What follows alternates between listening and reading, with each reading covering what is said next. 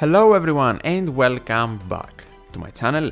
In today's One Piece Treasure Cruise video we are going to talk about the upcoming Super Sugo Fest memorable scene, where of course the two new dual units will be getting released, the Straw Hat crew and also Roger with Whitebeard. This Sugo Fest will be divided in three parts. The first one is coming tomorrow, the second one 2 days after the first one, and the last one, part number 3, 4 days after part 1. For more information on this Sugo Fest, we are going to be taking a look at this amazing graph. Shout out to Godot from the One Piece Treasure Cruise Discord. Link to join there will be in the description. Let's talk about the steps first, but not for a long time because they are trash. The rate boosted or legend step is a facade of a step, nothing is guaranteed and it's horrible. We do not have discounted multis, another horrible thing, not even a 30 gem one. Then for a couple of multis we get a guaranteed legend, which is better than the other steps, quote unquote, but then again nothing incredible. The best steps in this Sugo Fest are the limited pool legend ones, multi 8 in part 1, and then multis 10 in parts 2 and 3, and then the super limited pool legend ones, multis 12, 15, 20, 25 in part 1, but only multis 15 and 20 in parts 2 and 3. And of course, very important, if you want one of the two new units guaranteed, you can only get them in their respective parts. Part number 2 is for Roger and Whitebeard, they are guaranteed in multi 30, and for the Straw Hats that counts for part number 3. Now for the legend pools. It is extremely important to note that in the majority of cases you want to be pulling in the part where you miss the most legends or the most useful legends. What I mean by that is the following.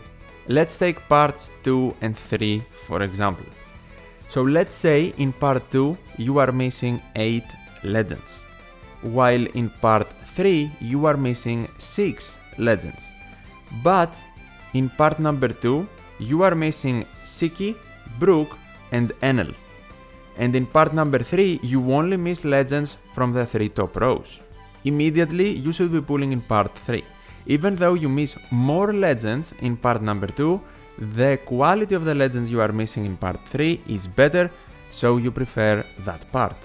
This mainly applies to newer players though, because as an older player or more of a veteran, you have these old legends, so you are probably going to be missing characters from the 4 to 5, even maybe 3 top rows of each part. As you can see in this graph, we have a limited pool, the 3 top rows of each part, 15 legends, and the super limited pool, the top 2 rows of each part, 10 legends. Before I give more examples, let's dissect the parts real quick and see what legends are available and which of them are really good in quality. So let's begin with part 1. Both of the new legends are great, both will be great to have in your box, and they will also be Super Sugo Fest dual units, meaning they won't be appearing in normal Sugo Fests or normal reward tickets. Along with these two, we have Super Class Katakuri and Doflamingo. For global players, this is insanely good because if you did not get them in the Sugo Fest after the sync, then you do not have them. So it is great for you to have an opportunity at them, they are both great units to have in your box. In my opinion, Doflamingo especially is very good for driven teams and can be an extremely strong captain to use, especially because he removes Special Bind for 10 turns with his captain ability. Ulti and Page 1 are a great and very unique unit to have. They also have a super swap, so that's a plus, and they work extremely well in powerhouse and driven teams, so they can work both with Katakuri and Doflamingo. Summer Reiju is a good unit. I would say she is worse than Summer Vivi, but unfortunately Summer Vivi is not even in the pools here, in any of the parts, which is a shame But Summer Aiju is also a decent unit. I wouldn't say she is better than any of the units in the first row. For the rest of the super limited pool, these units are probably less desirable, simply because they are older as well. We have V3 Zoro, who is good to have. I have never really used him because I got him very recently, but he can give you damage, he can allow you to access super types because he is a supernova, in specific units of course, not in every unit. He's a very good dex super type unit, and he's also Zoro, so he can be attached with very good supports. V2 Shirahoshi Manseri I thought was overrated for the longest time, and I still do not think they are as good as V1, but I have been using them more and more lately, and I have been finding them useful, so I think they are a decent unit to have if you miss them for sure. The last two units here are definitely the miss, the 3 Sweet Commanders and Hawkins. Hawkins you do not want to get in multi 12, 15, 20 or 25 especially, but the 3 Sweet Commanders you do not also want to get. At the same time they're better than Hawkins. Hawkins is usable, do not get me wrong, but for that many multis, for the good characters you can get instead of him, you do not want him. The 3 Sweet Commanders are mainly useful as a support one, extremely good support, or as a sub if you go against dex enemies and you want to gather a lot of damage with one special, or if the enemy is dex and at some point in the quest you are getting despair, like for example in the new Arena Luffy, they are very usable. Then to complete the limited pool in part 1, all the 5 units in row 3 are awesome. The versus units, both very strong to use. Luffy Sanji is great, even though people are not talking a lot about Luffy Sanji because Roger kind of overshadowed him. I completely disagree that he did. I believe that Luffy Sanji stands very well and can help you a lot. If you do not plan to use them as a captain, they can definitely help you as a sub. King and Queen both are very unique. I love that they can activate their specials automatically, and I wish I would have them to actually make some interesting teams, but I don't either. But they are definitely units that if you see in a multi, you will be happy with. For part number 2 of the Sugo Fest, we again have Roger Whitebeard, Luffy Sanji, V3 Zoro, V2 Shirahoshi Manseri, Superclass Doffy, Ace vs Akainu, King and the 3 Sweet Commanders, so obviously the same things apply here. But for the units that do not appear in the limited pool of part 1, we have V3 Blackbeard, who is a complete meme.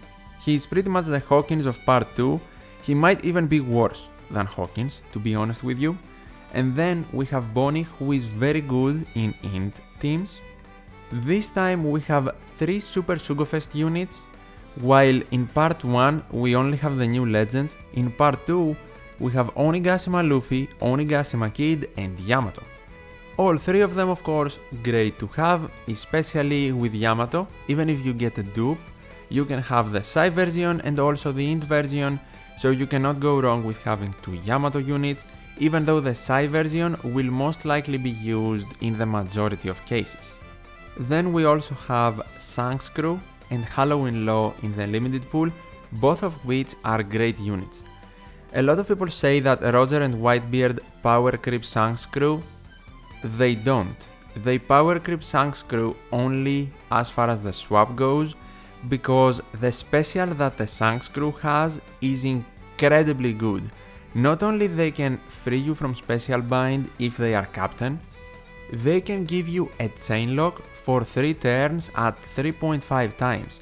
This is so good, not only because it is 3 turns, not only because it is a high chain lock, but because chain lock is not considered a buff, it is considered a debuff.